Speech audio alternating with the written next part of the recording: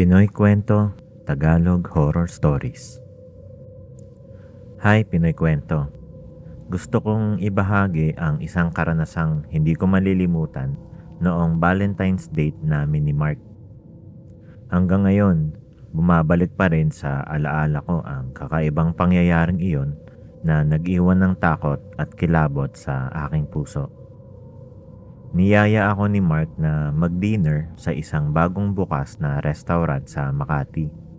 Sabi niya, trending daw ito sa social media at maganda ang reviews. Perfect na lugar para sa isang romantikong Valentine's date. Nang makarating kami, napansin ko agad ang eleganteng ambience ng restaurant. Maliwanag ang mga chandelier at ang mga mesa ay may mga pulang rosas na nakaayos ng maayos. Ramdam ko ang kilig habang iniisip ko na ito ang pinakaromantikong date namin ni Mark. Pag-upo namin, binate kami ng waiter na nakangiti at ipinasa ang menu. Nag-order kami ng steak at pasta, pati na rin ang paborito naming red wine. Habang naghihintay, nagsimula kaming magkwentuhan tungkol sa mga plano namin sa future. Punong-puno ng kasiyahan ang gabi. Unti-unti kong napansin ang kakaibang halimuyak na pumupuno sa paligid. Sa una, inakala kong amoy ng bulaklak na dekorasyon o pabango ng ibang customers. Pero habang tumatagal, naging mas malakas ang amoy.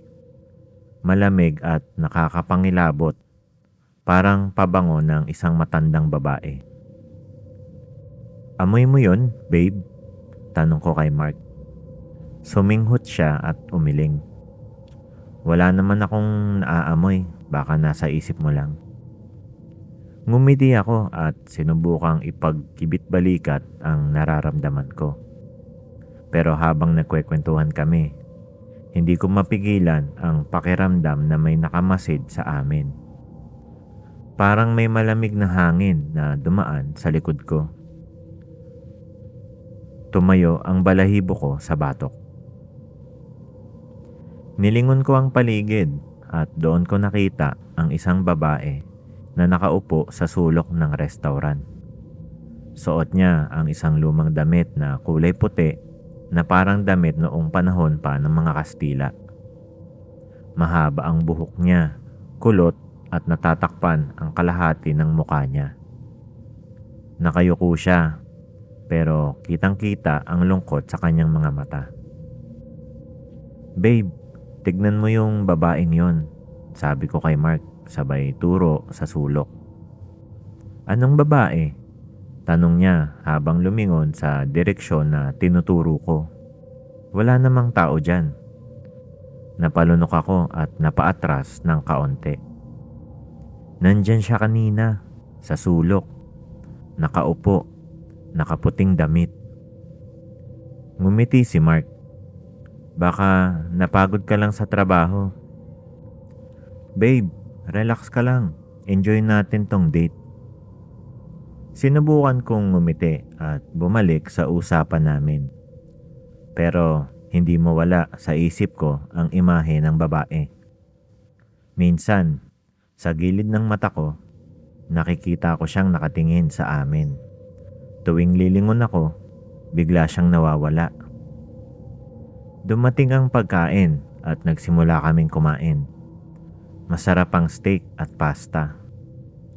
Pero hindi ko malasahan ng maayos dahil hindi nawawala ang amoy na iyon. Malamig at parang bulok na bulaklak. Lalo pa itong lumakas nang maramdaman ko ang biglaang lamig sa paligid. Napatingin ako sa bintana at nakita ko ang isang mapusyaw na liwanag na nagmumula sa labas. Parang kandila na unti-unting lumalapit. Nag-flash ang mga ilaw ng restaurant at ilang sandaling nagdilim ang paligid. Napatigil ang lahat at napatitig sa kisame. "Brown out ba?" tanong ni Mark, halatang nagtataka. Biglang bumalik ang liwanag at nang muling magliwanag ang restaurant, napansin ko na wala na ang babae sa sulok. Nagbigay ito sa akin ng konting ginhawa. Ngunit hindi nagtagal nang biglang may malamig na hangin na humaplos sa bato ko. Napalingon ako sa likod at montik na akong mapasigaw nang makita ko ang babae na nakatayo sa likuran ni Mark. Malapit ang mukha niya sa batok ni Mark at ang mga mata niya mapupula at nanlilisik. Nakasimangot siya at may ngiti sa labi na hindi ko maipaliwanag. "Babe, nasa likod mo siya," nanginginig kong sabi kay Mark. Napalingon si Mark, ngunit wala siyang nakita. "Anong sinasabi mo? Wala namang tao rito." Pero kitang-kita ko siya. Ang babaeng nakaputing damit, nakangiti na parang may masamang balak. Lumapit pa siya kay Mark. Halos magdikit na ang mukha nila. Pero si Mark, walang kamalay-malay. Napalunok ako at napasandal sa upuan. Tumayo ako nang biglang mag-flash ulit ang mga ilaw. Sa bawat pag-flash, lumalapit ang babae sa akin. Hanggang sa huling pag-flash ng ilaw, nasa harapan ko na siya. Nakangiti at nakatitig sa akin. Ang mga mata niya ay malungkot pero may galit. At sa mga labi niya ay may bulong na hindi ko maintindihan. Ang halimuyak na iyon ay bumalot sa akin. Mas matindi, mas malamig at mas nakakatakot. Napatayo ako at hinila si Mark palabas ng restaurant. Hindi ko na inintindi ang mga nagtitingin ng tao. Sa paglabas namin, huminto ako at huminga ng malalim. Tinignan ko ang loob ng restaurant at sa bintana nakita ko ang babae. Nakatingin siya mula sa loob. Nakangiti pa rin. "Babe, okay ka lang?" tanong ni Mark, halatang nag-aalala. Tumango ako pero alam kong hindi na magiging okay ang lahat. Hanggang ngayon, naaamoy ko pa rin ang halimuyak na iyon. Malamig at puno ng pighati. Parang sumusunod siya sa akin kahit saan ako magpunta. Hindi ko na muling naranasan ang halimuyak ng amoy na iyon. Isa na lamang itong bangungot na bumabalot sa aking alaala. Maraming salamat po sa inyong pakikinig. Ikalawang kwento. Dear Pinoy Kwento, nung nakaraang Valentine's Day, niyaya ako ng boyfriend kong si Julius na mag-date sa night market sa Pasay. Sabi niya, marami daw food stalls at unique na mga item doon. Excited akong pumayag dahil matagal ko nang gustong maranasan ang vibe ng night market na uso ngayon sa social media. Pagdating namin, sobrang dami ng tao. Puno ng liwanag mula sa makukulay na ilaw ng mga tindahan at mga food stalls. Maingay at masaya ang paligid. May mga nagtitinda ng street food, mga damit at kung ano-ano pang mga trinkets na perfect panggip ngayong Valentine's Day. Habang naglalakad kami, hawak ni Julius ang kamay ko. Napansin ko ang grupo ng mga kabataan na nagtitilian sa harap ng isang booth na may mga iba't ibang design ng phone cases. Napangiti ako. Naalala ko ang kabataan ko kung saan simple lang ang kaligayahan. "Gusto mo bang bumili ng phone case?" tanong ni Julius. "Hindi na babe. Tignan na lang natin yung mga ibang stalls." Sagot ko habang hinihila siya palayo sa mataong lugar. Habang naglalakad kami, napansin kong unti-unting lumalayo ang ingay ng night market. Ang mga ilaw sa paligid na kanina'y maliwanag at makulay, ngayon ay parang naging malamlam na. Nang tumingin ako sa likod, nakita ko ang isang matandang lalaki na nakatayo sa madilim na bahagi ng iskinita. Nakasuot siya ng lumang barong na kupas na ang kulay ay may mga butas na parang kinain ng panahon. Ang mga mata niya ay malungkot at malalim, parang may hinahanap. Babe, nakita mo ba yon? Tanong ko kay Julius habang tinatapik ang braso niya. Ano? Wala naman akong nakikitang kakaiba. Sagot niya habang nililingon ang direksyon na tinitignan ko. Napalunok ako. Wala na ang matandang lalaki, pero nananatili pa rin yung malamig na pakiramdam sa paligid. Binaliwala ako yon. Iniisip na baka na-stress lang ako sa dami ng tao. Nagpatuloy kami sa paglalakad at huminto sa isang food stall na nagbebenta ng takoyaki. Habang naghihintay kami ng order namin, muli kong naramdaman ang malamig na presence sa likod ko. Parang may humihinga sa bato ko. Paglingon ko, nandoon ulit ang matandang lalaki. Mas malapit na siya sa akin ngayon. Nakayuko at nakatitig sa amin. Parang galit, pero malungkot. Nagulat ako nang makita kong walang ibang nakakapansin sa kanya. Babe, nandyan na naman siya. Bulong ko kay Julius sa nanginginig na boses ko. Sino ba kasi yung sinasabi mo? Tanong niya, halatang nagtataka na rin. Yung matandang lalaki na nakabarong, nakatingin sa atin. Ngumiti si Julius at hinawakan ng kamay ko. Baka namamalikmata ka lang, babe. Relax ka lang. Valentine's date natin to, okay? Tumango ako, pinilit na nginitian siya. Pero hindi mawala sa isip ko ang imahe ng matanda. Sa bawat galaw namin, parang sumusunod ang tingin niya. Kahit sa gilid ng mata ko, naaaninag ko ang anino niya na hindi gumagalaw. Pagkakuha namin ng takoyaki, naglakad kami papunta sa isang bahagi ng market na mas tahimik. Naghanap kami ng upuan malapit sa fountain na may mga ilaw na nagbabago ng kulay. Ang mga tao'y naglalakad sa paligid. Masaya at walang kamalay-malay sa kakaibang nararamdaman ko. Habang kumakain kami, napansin kong humihina ang mga ilaw sa paligid. Parang nawawala ang siglan ng lugar. Unti-unting nawawala ang ingay at ang musika na kanina'y bumabalot sa market. Naramdaman ko ulit ang malamig na hangin na dumaan sa likod ko. Ang takoyaki na kinakain ko biglang nawalan ng lasa. Nang lumingon ako sa paligid, napansin ko ang matandang lalaki na nakatayo sa likod ng fountain. Ang mga mata niya ay malungkot at may luha na bumabagsak sa kanyang pisngi. Nang magtama ang mga mata namin, parang may bumulong sa isip ko. Mga salitang hindi ko maintindihan, pero puno ng dalamhati at ang paligid ay nagdilim. Parang nawala ang mga tao sa paligid. Kami na lang ni Julius ang naroon, kasama ang matandang lalaki na unti-unting lumalapit sa amin.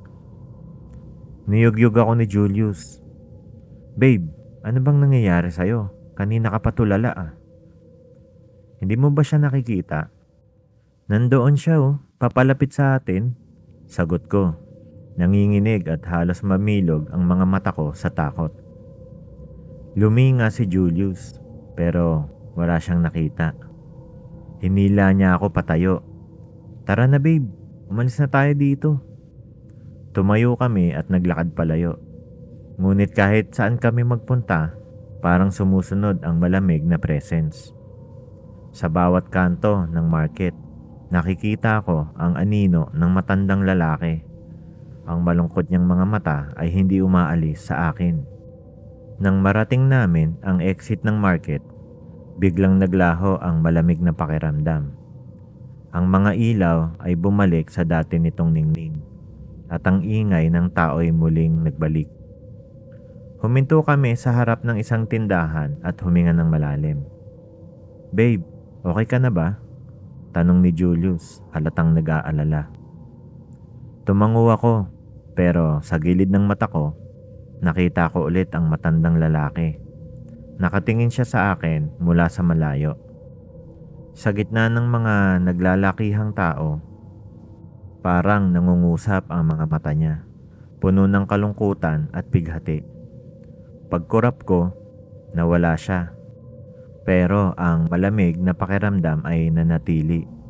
Hanggang ngayon, kapag naaalala ko ang gabing iyon, bumabalik sa akin ang malamig na hangin at ang malungkot na mga mata ng matandang iyon. Maraming salamat sa inyong pakikinig. Ikatlong kwento.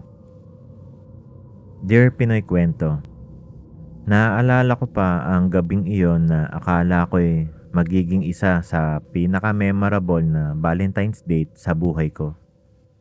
Si Adrian, ang boyfriend ko, ang nag-aya na mag-dinner kami sa isang lumang bahay na restaurant sa Tagaytay.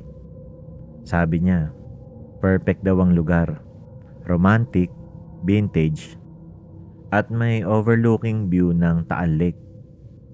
Pagdating namin, bumungad sa amin ang napakagandang lumang bahay na ginawang restaurant. May malalaking bintana at ang mga ilaw sa loob ay madilaw na nagbibigay ng kakaibang ambience na para bang bumalik kami sa nakaraan. Ang mga mesa ay mahahaba at gawa sa matitibay na kahoy na parang dekada na ang inabot.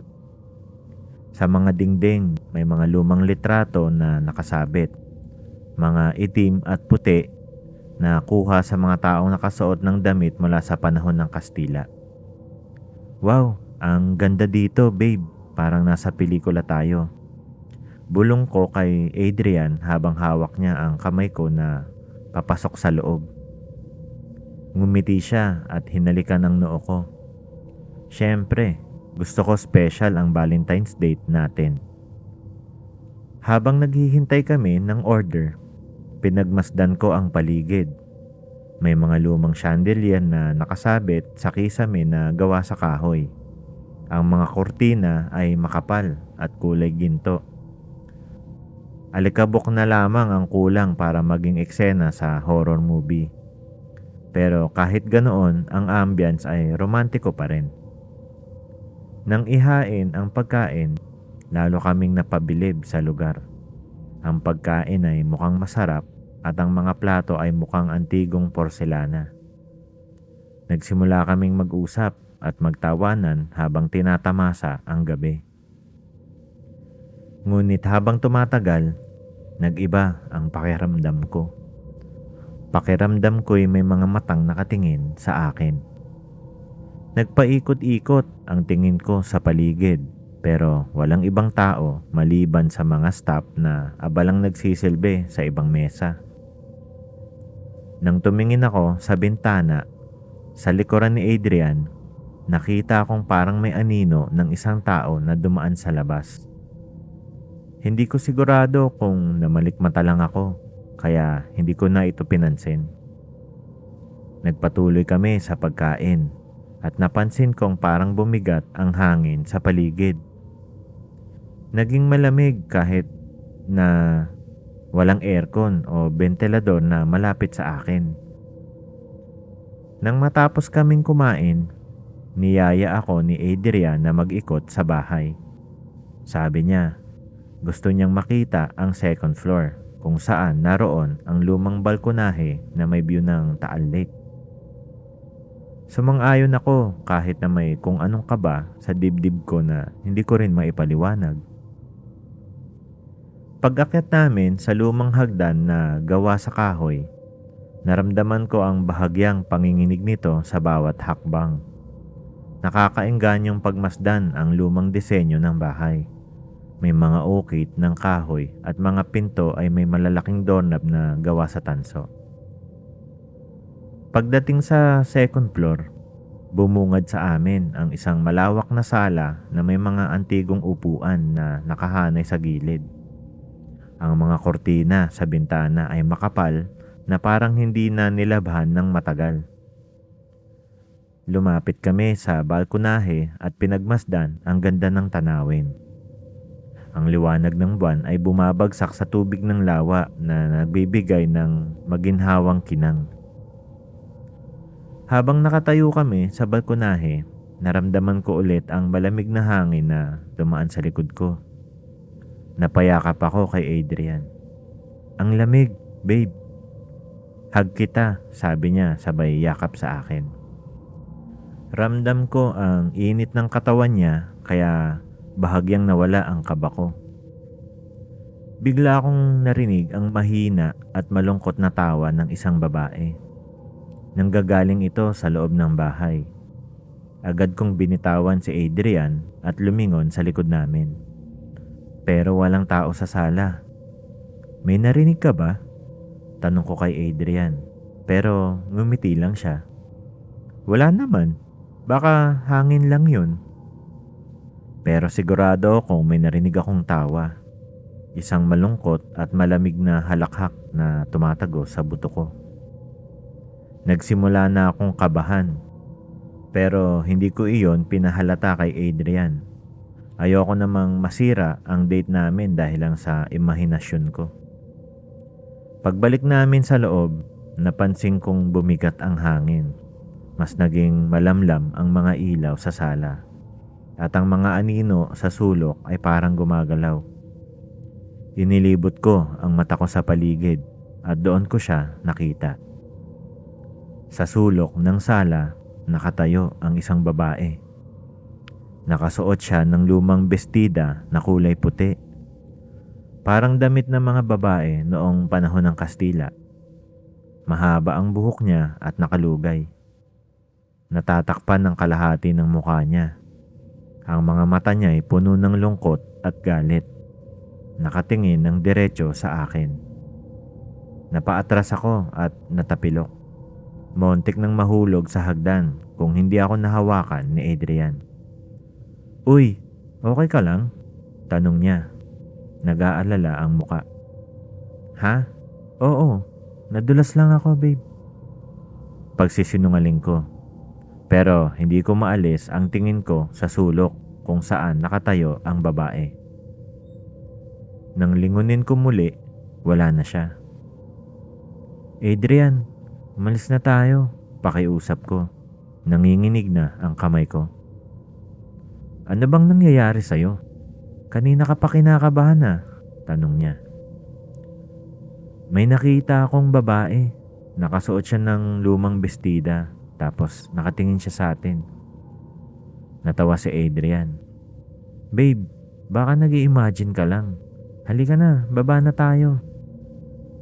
Habang bumababa kami sa hagdan, naramdaman ko ang malamig na hangin sa batok ko. Parang may humihinga sa likuran ko. Ayoko nang lumingon. Ayokong makita ulit ang babaeng iyon. Pagdating namin sa baba, nagpasalamat kami sa may-ari ng restaurant. Napansin siguro niya ang takot sa mukha ko kaya tinanong niya ako, "Miss, okay lang po ba kayo?" Nagsalubong ang kilay niya nang ikwento ko ang nakita ko. Napabuntong hininga siya. Ang bahay na ito, dati pong tirahan ng isang magkasintahan na nauwi sa trahedya. Iniwan ang babae noong araw ng kasal nila. Nagpakamatay siya sa balkonahe at mula noon, nagpapakita siya sa mga bisitang nagmamahalan. Siguro po naiinggit siya. Nanlamig ang buong katawan ko. Hindi ko na hinintay pang matapos ang paliwanag ng may-ari. Hinila ko si Adrian palabas ng restaurant at hindi na kami lumingon. Hanggang ngayon, kapag naiisip ko ang nakaraan sa lumang bahay na iyon, bumabalik sa alaala ko ang malamlam na mata ng mga babae. Puno ng lungkot at galit na hindi matahimik.